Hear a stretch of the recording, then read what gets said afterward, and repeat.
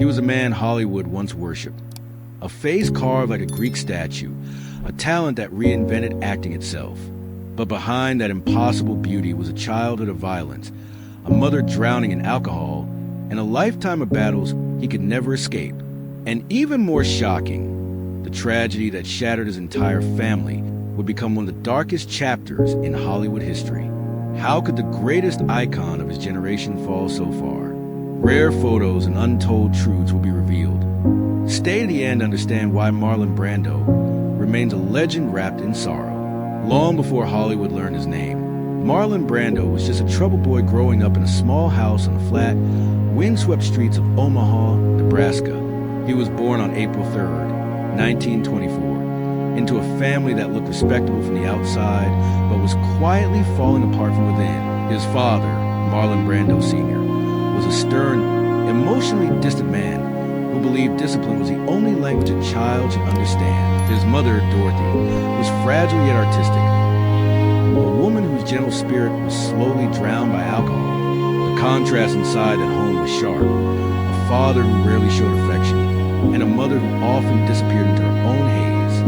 Marlon, the youngest of 3 children, learned early that love came in conditions and comfort came in brief, unpredictable moments. When Dorothy was sober, she encouraged his imagination, taught him to observe people, to mimic voices, to study emotions. But when her addiction took over, she became unreachable, leaving Marlon with deep fear of abandonment that would haunt every relationship he ever formed. He once described his father's presence as walking on a floor of thin ice. Brando Sr. demanded perfection and mocked any sign of weakness. Young Marlon responded the only way he knew, by rebelling. He acted out at school, broke rules, skipped classes, and frequently found himself in trouble. Teachers called him defiant. In reality, he was a child desperate for attention in a household where vulnerability was punished. By the time he reached his teens, the emotional tension at home became unbearable. His parents separated, reunited, fought again, a cycle that left deep cracks in his sense of stability. To control him, his father sent Marlon to Shattuck Military Academy in Minnesota, a place where discipline was absolute and rebellion was not tolerated.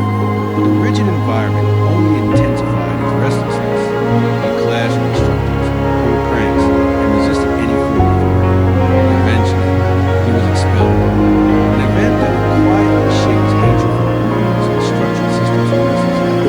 There are rare photos from this period, grainy black and white shots of young Brando standing on the walls of beating cadets.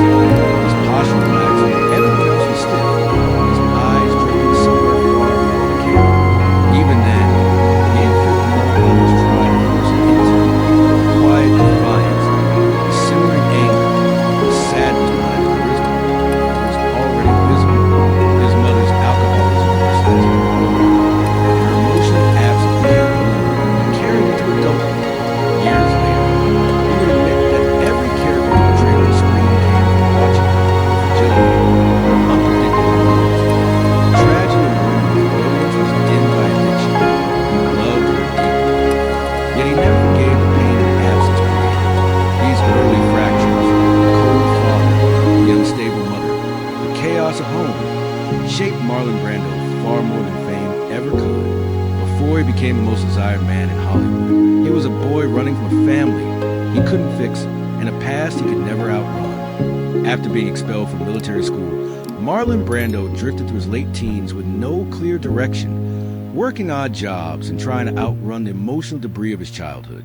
But fate intervened to the one person who still believed in him, his mother. Despite her struggles with alcohol, Dorothy recognized a spark in her son, a raw emotional intensity that few could ignore. She urged him to pursue acting, the craft she once loved but never mastered. For the first time, Marlon had a path. In 1943, he moved to New York City, a place of chaos, neon lights, and endless reinvention. The city swallowed him whole, but also offered him something he had never known: freedom. He studied under Stella Adler, the legendary acting coach who introduced him to method, a deep, psychological approach that demanded actors mind their own trauma to create truth on stage. For Brando, whose life was already a reservoir of pain, it felt natural. Adler once said he had the soul of an exposed nerve. She was right. Those early days were far from glamorous. Brando lived in small rented rooms, often skipping meals, surviving on determination and an instinctive ability to observe human behavior. He spent hours watching strangers on the subway, memorizing gestures, the way people carried their loneliness, their pride, their fears. These observations became the foundation of his craft. His breakthrough came almost by accident. In 1947, he was cast as Stanley Kowalski in the Broadway production of A Streetcar Named Desire. The role demanded raw masculinity, emotional volatility, and animal-like presence, qualities Brando possessed effortlessly. When the curtain rose on opening night, the audience wasn't prepared. He wasn't acting, he was living. His performance was electric, dangerous, and unprecedented. There are rare photos from that era. Backstage shot of Brando in a white tank top, sweat glistening on his skin, leaning against the wall with a distant stare. Even in stillness, he radiated intensity. He didn't resemble the polished Hollywood stars of time. He was real, almost too real, and audiences were hypnotized. Hollywood came calling soon after. Studios wanted to mold him into their next leading man. But Brando he hated rehearsals. It's like often changed. Yet his talent was undeniable. In 1950, he was used to go across directed by Elliot Zane. The movie was Brando's performance was turbulent moments and shocking overnight. But unlike most of his stories, Brando didn't chase the studio saw the rise of legend. They saw machines that control it, much like the institutions of television. This internal conflict, tensions, and brilliance and rebellion would shape every chapter of his career. Still, in these early years, there was hope, there was fire, there was a promise of a man destined to remake Hollywood in his own image. What no one knew was that the same emotional depths that fueled his genius would soon become the source of his destruction. Hollywood in the 1950s was a kingdom built on illusions, perfect faces, flawless reputations, and carefully orchestrated dreams. But when Marlon Brando arrived, he didn't just fit into the system, he shattered it. His performance in A Streetcar Named Desire was only the beginning. The industry had never seen an actor who combined brutality and vulnerability with such unsettling authenticity. He didn't act like a movie star. He behaved like a man ripped open. In 1954, Brando delivered what would become one of the most iconic performances in cinema history, Terry Malloy in On the Waterfront. The film earned him his first Academy Award, and with it, a level of superstardom that very few had ever experienced. Suddenly, magazine photographers and studio executives were orbiting around him. His face, sharp jawline, smoldering eyes, and an expression that always seemed to take pain and pride became a new standard of masculinity. There are countless photos from this period. Brando on set with a cigarette loosely hanging from his lips, sitting on a rooftop between takes, or leaning on a railing, his eyes glistened. Even in candid shots, he radiated something magnetic, something impossible to replicate. Fans called him the most beautiful man alive. Critics called him the future of American acting. Hollywood called him a phenomenon, but fame didn't sit comfortably on Brando's shoulders. The spotlight that made him a legend also exposed his insecurities, his need for solitude, and his growing distrust in the industry. He hated interviews, refused to play the charming celebrity. He turned down roles that others would kill for, ignored studio roles, and developed a reputation for being unpredictable. Directors admired his genius, but feared his volatility behind closed doors. He struggled with the emotional chaos that followed him since childhood. The adoration of millions did nothing to silence his internal storms. He sabotaged relationships, distanced himself from friends, and numbed his unrest with impulsive decisions. At the height of his fame, he bought a private island in Tahiti, an escape, a sanctuary, a place where Hollywood couldn't reach him. It was a beautiful dream, but it also symbolized his growing isolation. Meanwhile, the media constructed an image of Brando as the ultimate rebel, the brooding sex symbol, the man who made vulnerability look powerful. But the real Marlon Brando was far more complicated. He was sensitive yet guarded, brilliant yet self-destructive, adored yet constantly fleeing affection. Stardom amplified these contradictions, turning him into a man at war with himself. By the late 1950s and early 1960s, Brando's career soared with films like Sayonara, Young Lions, and Creature of the Kind. He was nominated for multiple Oscars. His stardom seemed unstoppable, and yet cracks were already forming beneath the surface. He became increasingly difficult on set, often clashing with producers and rewriting his own movies. His weight fluctuated. He began showing up late, or not at all. Rumors swirled. The icon who had revitalized Hollywood was slowly drifting away from it. The world saw a legend unfold, but inside, the man behind the veil was beginning to crumble. Fame didn't corrupt Marlon Brando overnight.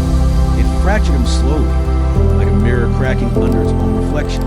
By the early 1960s, the world still saw a godlike figure, the rebel who changed acting forever, the man whose face could launch an era.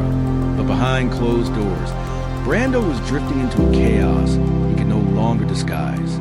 Hollywood called him brilliant. Hollywood also called him impossible. Directors complained that he challenged every instruction. Producers wrote panic-filled memos about his lateness, his sudden withdrawals, his refusal to say lines he considered dishonest. For Brando, these were not acts of defiance. They were acts of survival. He believed Hollywood expected him to bleed for every role, to turn his inner wounds into entertainment. After years of doing exactly that, the emotional cost became unbearable. His rebellion didn't stop at work. His personal life turned into an unpredictable storm. Brando collected relationships the way other men collected trophies. Beautiful women, co-stars, models, intellectuals, strangers he met at parties. Some described him as tender, others as distant, restless, or emotionally unreachable. Over time, more than 30 lovers entered and exited his orbit. Brando never denied it. In fact, he admitted that intimacy frightened him. The wounds of his mother's absence and his father's cruelty made permanence feel like a threat, not a comfort. Photos from this era tell a story the tabloids never understood. In many, Brando stands surrounded by adoring crowds, women holding his arms, studio executives smiling behind him. But focus on his eyes. They are distant, unfocused, as if searching for an escape route. For a man worshipped by millions, he looked strangely alone. As the spotlight intensified, so did his self-destructive habits. He ate compulsively, sometimes in binges so extreme that his weight would swing wildly over short periods of time. Reporters captured him late at night, leaving restaurants, shielding his face from flashbulbs. Headlines mocked him mercilessly. Brando losing control, Hollywood's fallen icon. The man once celebrated as the embodiment of masculine perfection became the subject of cruel jokes. He pretended not to care. But the photographs, those unguarded, exhausted, heavy-eyed images, revealed a man who cared deeply. Professionally, he made choices that puzzled even his closest friends. His behavior during production of Mutiny on the Bounty, 1962, became infamous. He rewrote scenes, ignored direction, and argued relentlessly with the crew. The budget exploded. The film nearly collapsed. Studio executives blamed one man. And when the dust settled, Brando, once Hollywood's most valuable actor, found himself unofficially blacklisted. Studios whispered warnings. Don't hire him. He'll destroy your movie. But even this period of decline couldn't bury his genius. When he wanted to, he could deliver performances so powerful they left directors speechless. The problem was that Brando no longer wanted to submit to the system. He was exhausted by it. Acting, once the only place he felt understood, had become another cage. Then came a role that would ignite a scandal still debated today. Last Tango in Paris, 1972.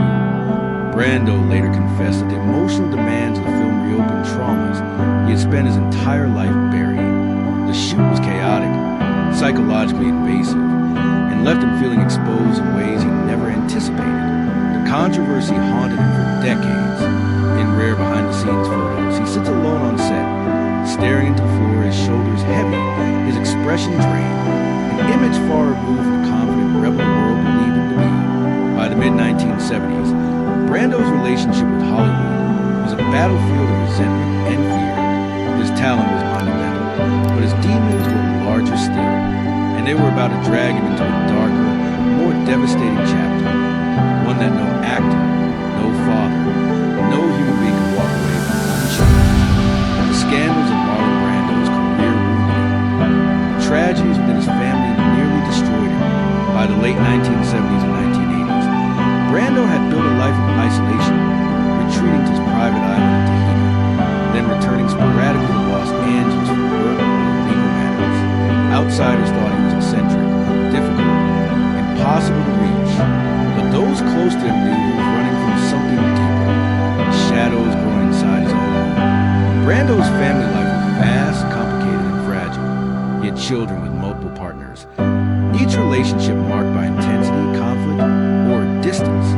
Some of his children admired him. Others struggled with the emotional scars inherited from a father who oscillated between affection and absence. The chaos that defined his upbringing had seeped, silently and tragically, into the next generation. The turning point came in 1990, a year that marked one of the darkest chapters in Hollywood's modern history. On May 16, 1990, Brando's eldest son, Christian Brando, confronted the boyfriend of his half-sister, Cheyenne, at Marlon's hilltop mansion in Los Angeles. Tensions escalated, words turned into shouts, and then a gunshot split the night over. A young man, Dag Drawley, fell to the floor, fatally wounded. Police sirens, flashing lights, a swarm of reporters, it all descended on Brando's home within minutes. A family already strained by decades of emotional instability was thrust into an international spectacle. Inside the courtroom, Christian claimed the shooting was accidental, the result of trying to protect his sister from abuse. The trial dragged on for months. Cameras recorded every tear, every glance, every tremor in Brando's voice. Archival footage from that time reveals a man nearly unrecognizable. Brando stood outside the courthouse, shoulders heavy, breath labored, his once magnetic presence dimmed by grief.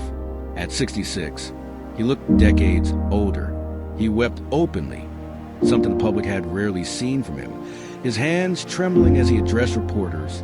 The rebel, the icon, the titan of American cinema, was now just a father drowning in sorrow. And the nightmare didn't end there. In the years following the trial, Cheyenne Brando, once a striking Tahitian beauty, succumbed to her own mental health struggles. The weight of guilt, trauma, and depression overwhelmed her. In 1995, at just 25 years old, she died by suicide. The news broke Marlon Brando in a way no scandal, no professional failure, no public humiliation ever had. He later said her death felt like a blade to the soul. From that moment on, he retreated almost completely from public life. Friends described him as a ghost, moving quietly through rooms, speaking softly, rarely showing emotion.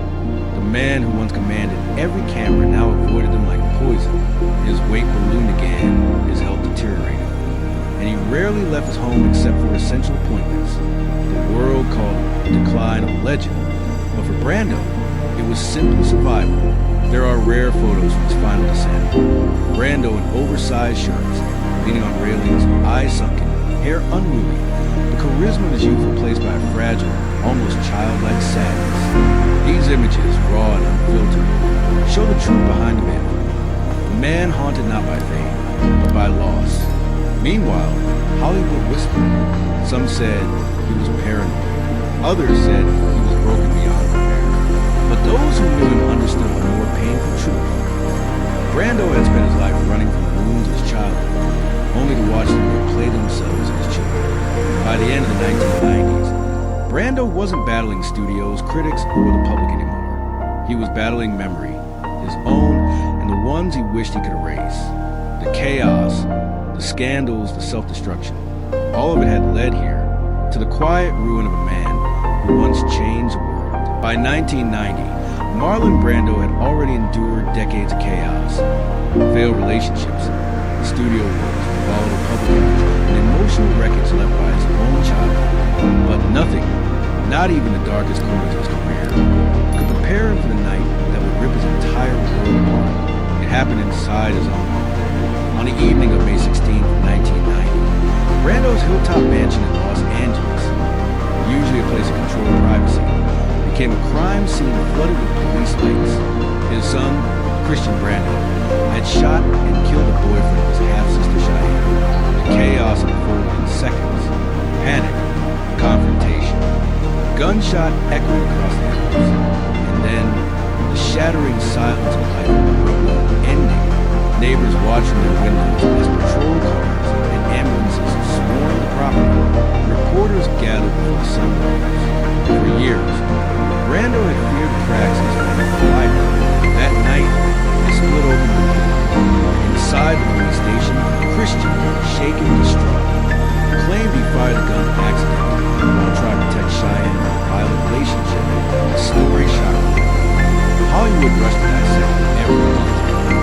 And in the middle of it all stood Marlon Brando, frozen in a nightmare. He couldn't write, couldn't perform through, couldn't escape. The courtroom became a stage unlike any Brando had ever known. There were no scripts, no retakes, no directors to shield him. Only cameras, microphones, flashing bulbs, and cold machinery of the law.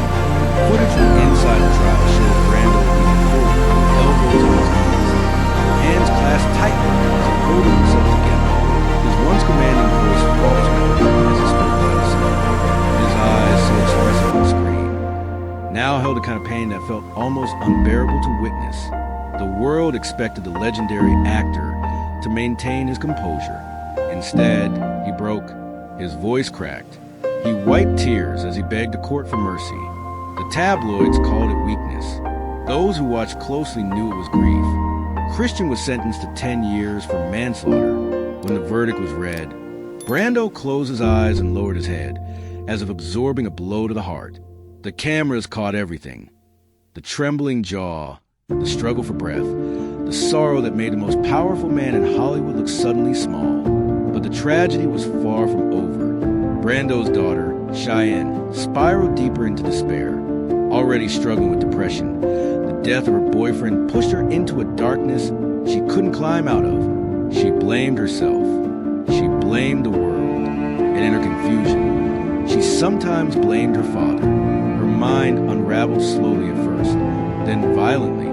Brando tried to help, arranging treatment, flying between Tahiti and Los Angeles, holding her hand through hospital corridors, but he couldn't reach her. In 1995, just 5 years after the shooting, Cheyenne died by suicide. She was only 25. The news hit Brando with the force of a collapsing universe. He withdrew from public life almost entirely. Friends said he barely spoke for days. Others said they found him staring blankly out windows for hours, his breathing shallow, as if the air itself hurt. He once admitted privately that losing Cheyenne shattered something that cannot be put back. Photographs of Brando during this era are painful to look at. His shoulders seem permanently slumped. His eyes hold no fire, only exhaustion. His once powerful presence melts into a quiet, defeated silhouette. Each rare image feels like a glimpse into a soul, carrying a weight too heavy to express. The tragedies did not just scar him, they hollowed him out. His relationship with acting dissolved. Scripts piled up untouched. Interviews were turned down. Hollywood's brightest star slipped into near total seclusion. The man who had once dominated screens now avoided them. Fame, which once felt like a cage, turned into a distant echo. All that remained was grief, and the long shadow of a family tragedy that never truly ended. For Brando, 1990 wasn't just a breaking point. It was the beginning of the end. After the tragedies of the 1990s, Marlon Brando slipped into a chapter of life defined not by spotlight or scandal, but by silence. He was once a man who dominated every room he entered. Now he moved like a shadow through the halls of his home, avoiding the world that once worshipped him. To the public, he became a recluse. To those few still close to him, he was simply a man mourning in slow motion. Brando spent much of his later years in two places: his Los Angeles residence and Tetiaroa, the private Tahitian island he once purchased as an escape from Hollywood's artificial glamour. The island had been a symbol of freedom in his youth, a paradise untouched by paparazzi, where where he swam, laughed, and dreamed of a life lived on his own terms. But in his final decades, Teiaroa carried a different meaning: refuge, a quiet world where grief could breathe without interruption. His health began to deteriorate rapidly.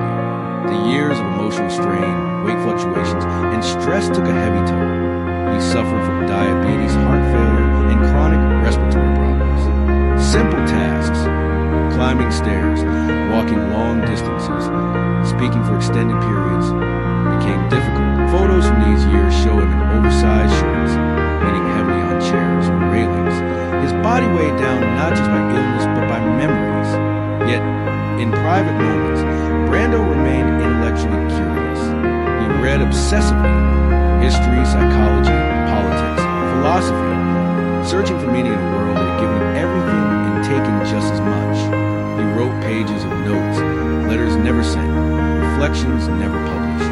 Friends would later describe these writings as haunting, full of regret, wisdom, and the lingering pain of a man who felt he had failed the people he loved most.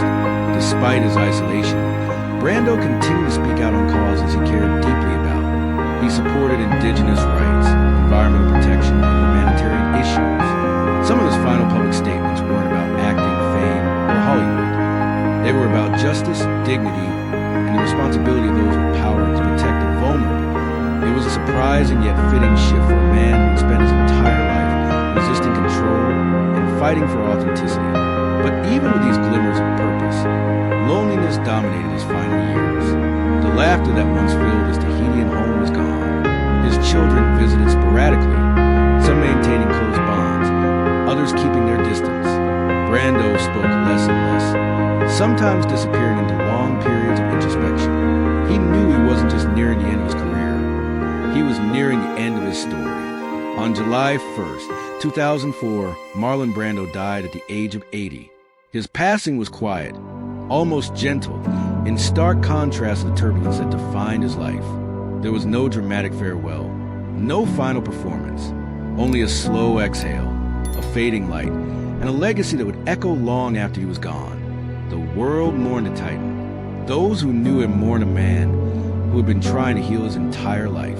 Marlon Brando left this world quietly, but his impact has never stopped reverberating. Even now, decades after his death, actors study his performances frame by frame, searching for the alchemy that made him unlike anyone before or after. He didn't just elevate acting. He tore it open, exposed its bones, and rebuilt it through the raw truth of human emotion. With A Streetcar Named Desire, On the Waterfront, The Godfather, and Apocalypse Now, he permanently altered the language of cinema. Directors still speak of him with awe, not because he was flawless, but because he was fearless. He played characters the way people actually feel: messy, contradictory, wounded, alive. His work paved the way for every modern actor who embraced vulnerability as power. De Niro, Pacino, Nicholson, Ledger, they all grew from the seeds Brando planted. But legacy is more complicated than awards, technique, or influence. For Brando, it was tangled in questions he never stopped asking. What does success mean? What does fame take from a man? Can someone escape the past that shaped them? In the final images we have of him, there is no trace of Hollywood's perfect rebel, no meticulously lit portraits, no crafted myth, only gray hair, softened features, tired eyes, and a depth that feels almost oceanic. The world once saw him as untouchable. But those last photos tell the real story. A man who endured, who loved imperfectly, who suffered deeply, and who tried again and again to understand himself. People remember the scandals, the controversies, the contradictions, but they also remember the electric presence, the sensitivity hidden behind his rebel exterior, the brilliance that made entire theaters fall silent. They remember a man who changed the art of storytelling forever. If life is a stage, Brando's performance was not a tragedy or a triumph. It was a revelation, a reminder that genius is often inseparable from pain, that beauty fades, that fame is fragile, and that the human soul is far more complex than any image projected on a screen. As the curtain falls on his story, one truth remains. Marlon Brando was not just a legend. He was a mirror held up to the cost of being human.